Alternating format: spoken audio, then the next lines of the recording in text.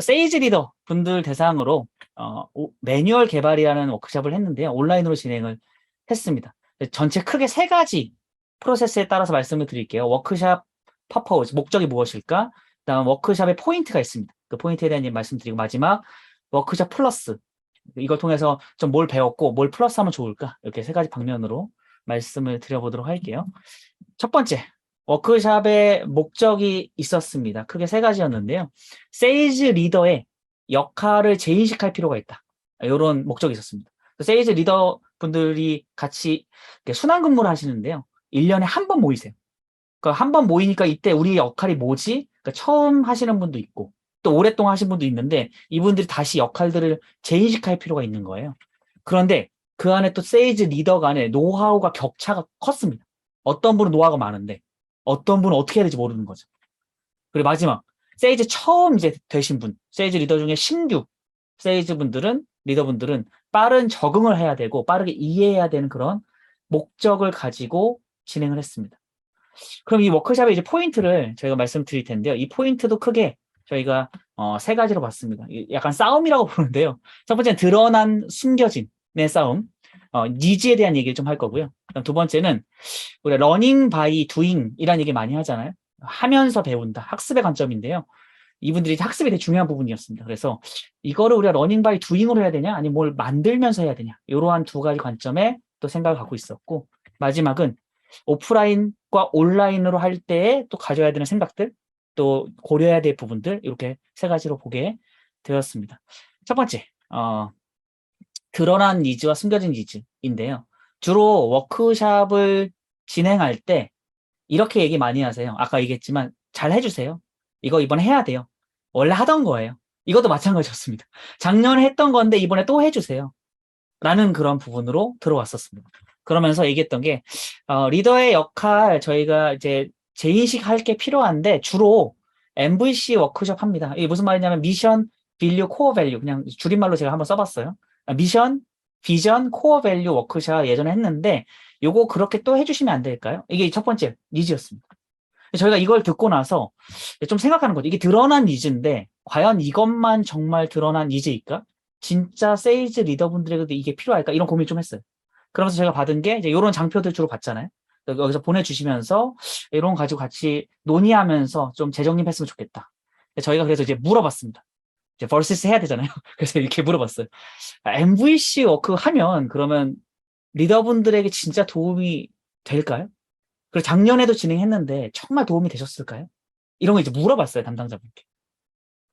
이제 고민 좀 하시더라고요. 그러게요. 근데 도움이 된 것 같긴 한데, 뭐, 막 엄청 급한 문제는 아닌 것 같고, 뭐 이런 얘기 하시는 거죠.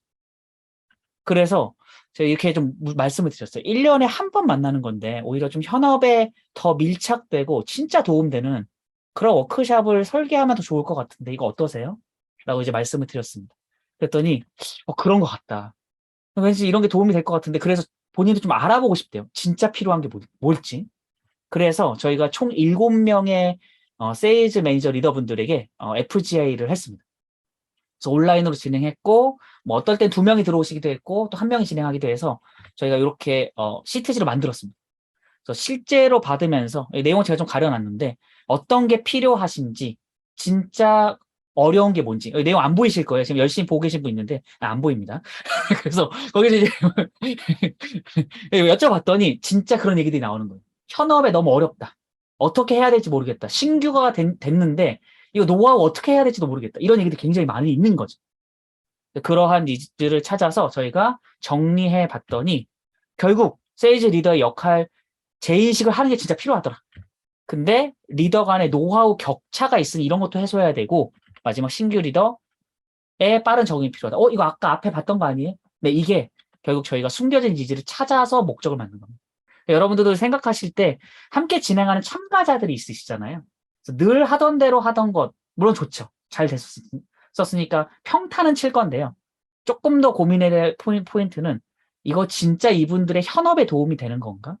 현업에서 가장 지금 풀고 싶은 그런 문제들인가? 라는 관점을 생각하실 필요가 있습니다. 저희도 그런 관점을 갖고 숨겨진 니즈를 여쭤보려고 하고 또 같이 알아가려고 했었던 부분이 있었습니다. 그래서 마지막에 얘기한 건 MVC 워크숍보다는 워크웨이 쪽이 더 맞지 않을까요? 라고 제안을 드렸습니다. 이분들 진짜 일하는 방식을 같이 논의하고 알아가 보는 것들이 좋을 것 같은데 어떠세요? 라고 했는데 거기 동의하셨고 또 그렇게 가기로 결정이 되었습니다. 여기까지가 드러난 또 숨겨진 니즈를 파악했고요. 두 번째로는 러닝 바이 두잉. 이게 되게 학습에 있어서 굉장히 중요한 부분이라고 보는데요. 이 워크숍은 리더들 간의 노하우 공유가 되게 중요한 포인트라고 봤습니다. 왜냐하면 자신들이 갖고 있는 노하우가 있는데 이게 흘러가지 않거든요. 이거 어떻게 하면 흘러가게 할까? 1년에 한 번 모였는데 진짜 갖고 있는 노하우들 자신이 스스로 정리도 해보고 이것도 흘러가게 해주고 심지어 이것들을 신규 리더분들이 늘 들어올 때마다 매뉴얼처럼 볼 수 있으면 얼마나 좋을까? 이제 이런 생각들을 한 겁니다. 그래서 우리가 그냥 하면서 배우는 것보다 좀 만들면서 배우면 어떨까? 결과물들을 이런 핵심을 가지고 좀 생각을 해봤습니다. 그래서 역할에 대해 논의하고 공유하고 해결하고 이런 것들 거의 두잉의 관점으로 여기까지 해도 참 좋을 텐데 그냥 이렇게 해보는 거, 그러니까 결과물 그냥 남기는 거 말고 이것들이 진짜 쓰일 수 있는 결과물로 만들면 어떨까? 그리고 만드는 과정에서 학습이 일어나면 진짜 좋겠다. 라는 게 저희의 이제 제안이었습니다. 그래서 결과물을 어떻게 만들 수 있을까라는 부분을 가지고 했는데요. 크게 두 가지로 봤어요. 신입 세일즈 매니저 분들을 위한 친절한 업무 매뉴얼. 그러니까 이제 처음에 딱 들어오자마자 뭔지 모르겠잖아요. 이런 거 업무 매뉴얼로 같이 우리 만들어 보자. 이미 여러분들 노하우도 있으시니까. 또 신규로서 궁금한 점들 가지고 만들게 했습니다. 그래서 저희가 이러한 방식으로 실시간으로 같이 정리하고 만들고 공유하고 요 부분들을 총 하루 6시간 동안 줌으로 같이 진행을 했었습니다. 이런 장표들을 좀 봤고요. 여기 이제 업무 팁, 친절한 업무 팁을 제가 정리했어요. 저 이렇게 한 20가지 정도 정리를 했는데 자세히 보셔도 안 보입니다. 네, 그래서 대회비기 때문에 그래서 이런 거 있었다. 이런 게 나왔구나라고 이해하시면 좋을 것 같아요. 그다음 또 똑같이 경력 SM 여기 다 경력분들이 많이 있었거든요. 이분들을 위한 진정한 업무 매뉴얼, 진짜 도움되는 업무 매뉴얼 만들어 보자라는 관점으로 또 이러한 뭐 직무 기술서도 같이 보면서 필요한 거 뽑아보고 또 그 안에서 필요한 역량이라든지 진짜 이런 것 진짜 어려움이 있다. 그 어려움을 저희가 슬라이더로 뽑아내고 그것들을 좀 정리하는 과정들을 해봤습니다. 근데 그냥 정리만 한 게 아니라 정리하고 직접 설명하는 시간들을 가졌어요. 소회의 시간이 저희가 그 시간이 오히려 좀 부족할 정도.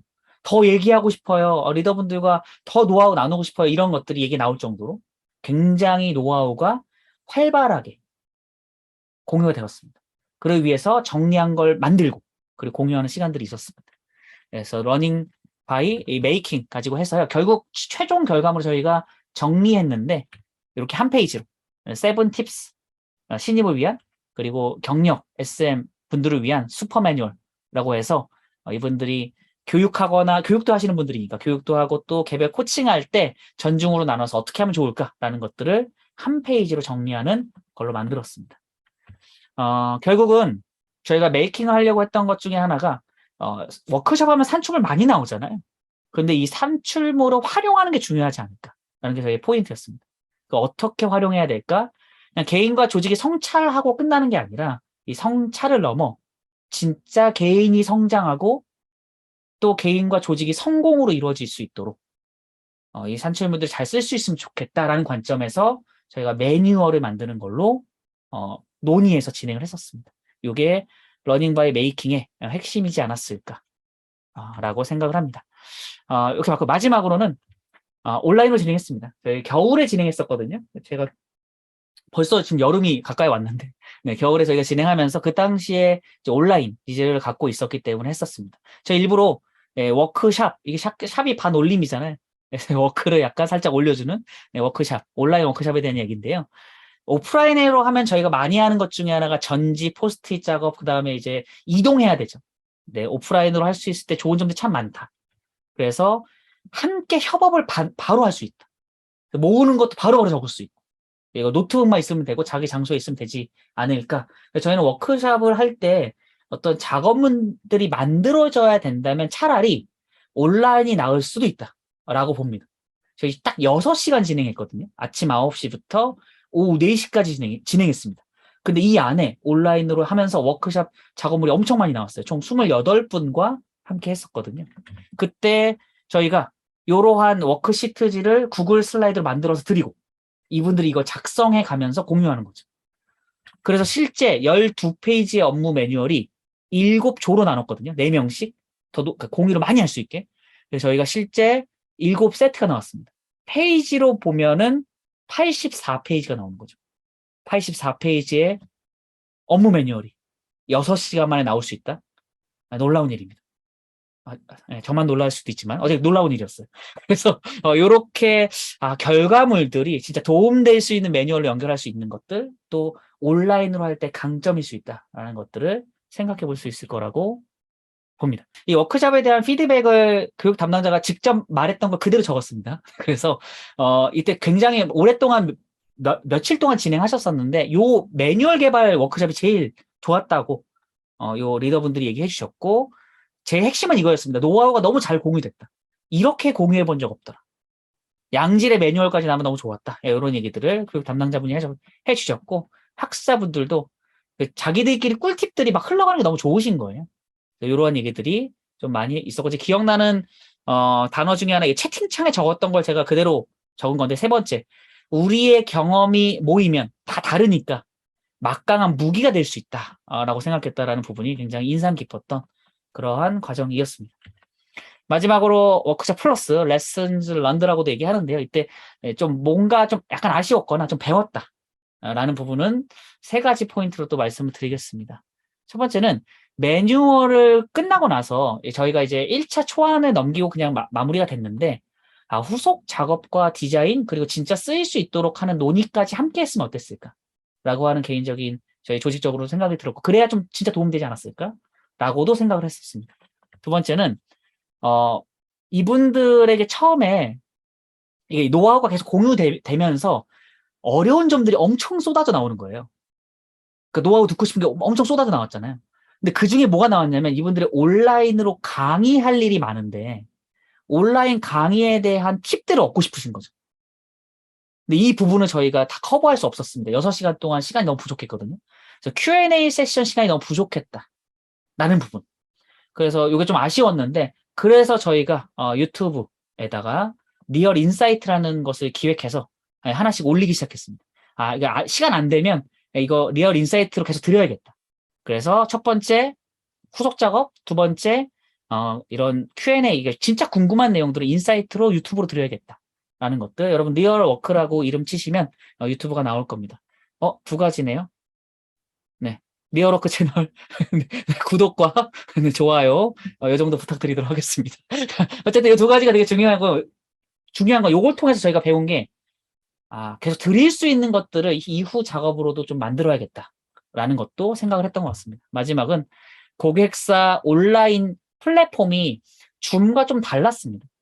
그래서 이분들이 온라인으로 강의하려고 하는데 저희가 이 줌에서 했던 다양한 활동들 중에 못할 것들이 있는 거예요. 뭐 주석 활용이라든지 소회의실이라든지 이런 게 안 되는 거죠. 이런 거에 대한 질문도 좀 많이 올라왔었거든요. 근데 그런 걸 해소를 다 못 시켜드렸어요. 그래서 나중에 저희가 이런 것까지 제안해 드렸으면 좋았지 않았을까?